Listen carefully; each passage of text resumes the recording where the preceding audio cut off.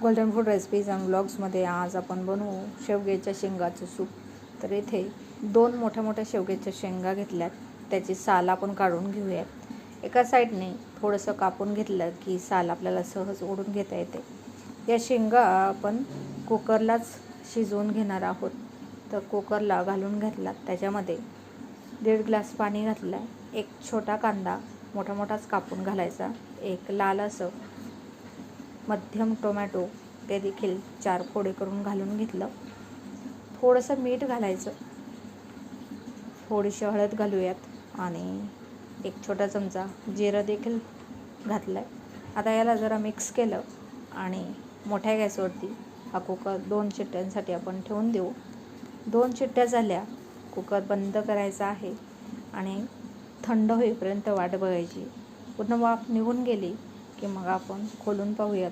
तर चांगल्या अशा शेवग्याच्या शेंगा शिजल्या गेल्यात. आता हे आपण जे गाळून घेतलेलं आहे ते तुम्ही मिक्सरला घालू शकता, पण मी हातानेच मॅश करून घेतलेलं आहे. हातानेच मॅश केलं तरी देखील जो शेवग्याच्या शेंगातील गर आहे तो निघून येतो आणि जो चोथा आहे तो आपल्याला बाजूला काढता येतो. तुम्ही थोडंसं पाणी घालून अशा पद्धतीने त्याचा गर काढून घेऊ शकता.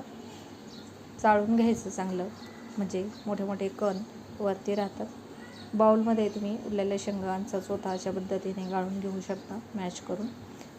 तर शेवग्याच्या शेंगा मॅश झाल्या, चांगल्या गाळून घेतलं सर्व मिश्रण. आता गॅसवरती एक कढई ठेवूयात. त्याच्यामध्ये आपण अर्धा छोटा चमचा बटर घालूयात. तुम्ही तूप देखील वापरू शकता. आता फोडणीला देखील आपल्याला थोडंसं जिरं घालायचं आहे. जिरी पावडर असेल तरी चालेल.